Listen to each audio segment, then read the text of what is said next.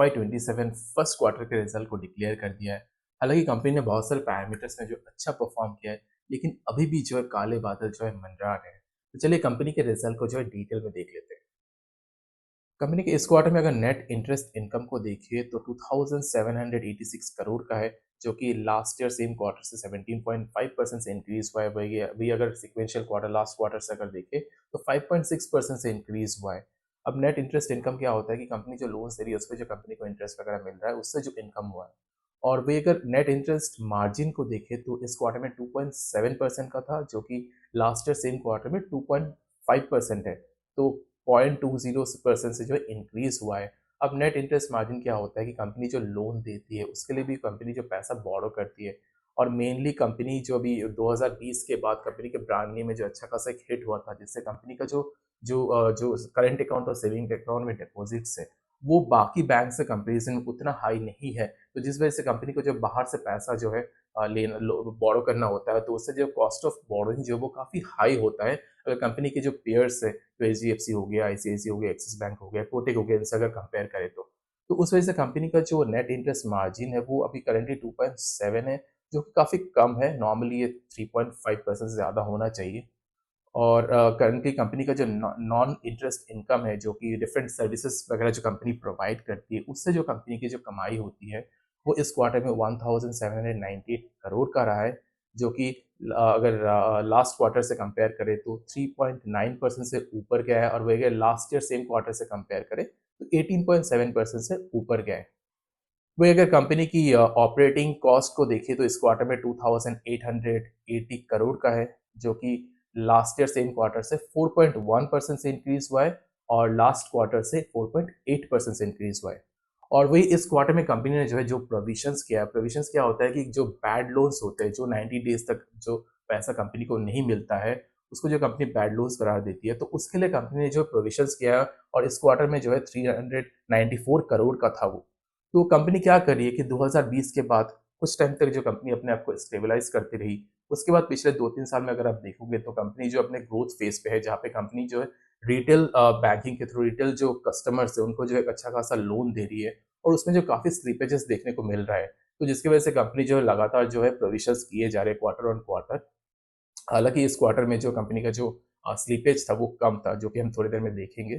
तो इस क्वार्टर में कंपनी का जो प्रोविजन कॉस्ट है वो 394 करोड़ का है। और कंपनी की ऑपरेटिंग प्रॉफिट को देखिए इस क्वार्टर में तो 1704 करोड़ का है, जो कि लास्ट ईयर सेम क्वार्टर से 25.5% से इंक्रीज हुआ है। तो अगर लास्ट ईयर सेम क्वार्टर से कंपेयर करें, लास्ट क्वार्टर से अगर कंपेयर करें तो 5.3% से इंक्रीज हुआ है। और कंपनी का जो नेट प्रॉफिट है इस क्वार्टर में 1071 करोड़ का है, जो कि लास्ट ईयर सेम क्वार्टर से 33.7% से इंक्रीज हुआ है और लास्ट क्वार्टर से 0.2% से इंक्रीज हुआ है। और वही अगर कंपनी की रिटर्न ऑन एसेट को देखिए तो 0.9% है, जो कि लास्ट ईयर सेम क्वार्टर में अगर देखें तो 0.8 था और लास्ट क्वार्टर में 1% था। और इंडस्ट्री स्टैंडर्ड को अगर देखें तो कंपनी के जो पियर्स है उनका जो है नॉर्मली ये जो है 2% के आसपास है, तो काफ़ी कम है अभी रिटर्न ऑन जो एसेट है। वही इसी तरह से अगर रिटर्न ऑन जो इक्विटी है उसको अगर देखें तो इस क्वार्टर में 8.3% का था।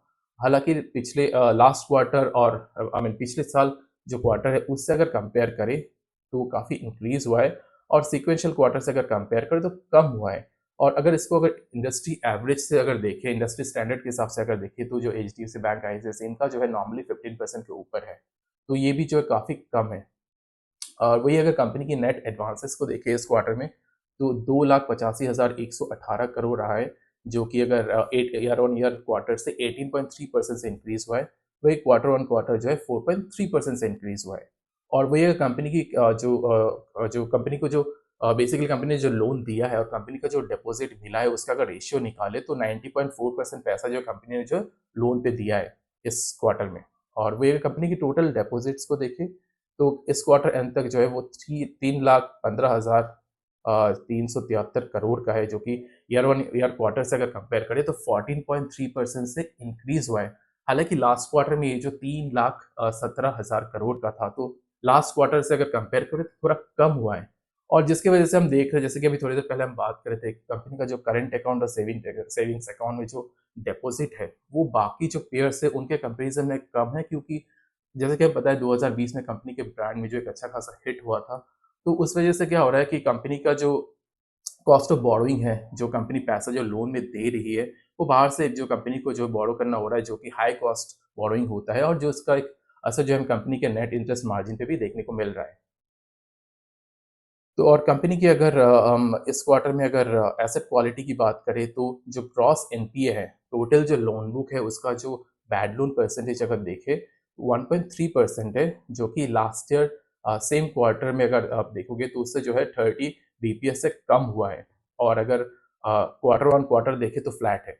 और वही अगर नेट एनपीए को देखें, नेट एनपीए क्या होता है कि जो ग्रॉस एनपीए उसमें से जो अगर प्रोविजंस को निकाल दे, जो प्रोविजंस किया होता है पैसा, उसको अगर निकाल दे तो नेट एनपीए में मिलता है। तो वो 0.2% है इस क्वार्टर में, जो कि लास्ट ईयर सेम क्वार्टर से 10 बीपीएस से नीचे गया है और क्वार्टर ऑन क्वार्टर जो है फ्लैट है। और वही अगर पीसीआर देखें तो 81.7% है। पीसीआर क्या होता है कि कंपनी का जो टोटल जो बैड लोन है उसका कितना परसेंट पैसा जो कंपनी ने साइड करके रखा हुआ है अपने प्रॉफिट में से, जो जिसको हम प्रोविजंस कहते हैं, तो उसका परसेंटेज जो है 81.7 है। और वही अगर कंपनी की जो ग्रॉस स्लीपेजेस है इस क्वार्टर में वो 964 करोड़ का था, जो कि पिछले साल लास्ट ईयर सेम क्वार्टर या फिर जो सीक्वेंशियल क्वार्टर से अगर कंपेयर करें तो काफ़ी कम हुआ है इस क्वार्टर में। तो कंपनी जो है, जैसे कि हम थोड़ी देर पहले बात कर रहे थे, कंपनी पिछले 2-3 सालों से जो है ग्रोथ फेज पे है, जिसकी वजह से कंपनी जो है रिटेल सेक्टर को काफ़ी रिटेल जो लोन्स है वो काफ़ी ज़्यादा जो दे रही है, जिसकी वजह से जो क्वार्टर ऑन क्वार्टर कंपनी का स्लीपेजेस जो इंक्रीज हो रहा था। हालांकि इस क्वार्टर में जो थोड़ा बहुत वो कम हुआ है। और कंपनी के अगर अगर आप इस क्वार्टर के रेटिंग्स को देखें, जो मूडीज हो गया, फिर केयर एज हो गया, इकरा हो गया, इन सब में जो थोड़ा बहुत जो है इंक्रीज हुआ है, अच्छा जो इंक्रीमेंट हुआ है। तो और कंपनी की शेयर होल्डिंग को देखें तो करेंटली जो सुमितोमो मित्सुई बैंकिंग कॉरपोरेशन, जो कि जापान की एक जायंट बैंकिंग कंपनी है, उनके पास जो है लगभग 25% हिस्सा है। वही स्टेट बैंक ऑफ इंडिया के पास लगभग 11% है। और अगर आप म्यूचुअल फंड और जो इंश्योरेंस कंपनीज को मिला के देखें तो लगभग 8% के ऊपर है। और जो कार्लाइल ग्रुप है उनके पास लगभग जो 8.5% है। वही पब्लिक के पास जो है 32% है। और कंपनी के स्टॉक प्राइस को देखें तो पिछले कुछ साल में हमें पता ही है स्टॉक के साथ क्या-क्या हुआ है।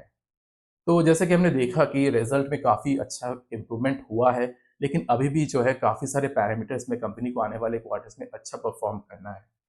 तो आप क्या इस कंपनी में इन्वेस्टेड है या फिर इस रिज़ल्ट के बेसिस पे क्या आप इन्वेस्ट करने वाले हैं? तो कमेंट सेक्शन पे ज़रूर बताइएगा। और अगर आपको इन्फॉर्मेशन अच्छा लगा, please don't forget to like, comment and subscribe. Thank you.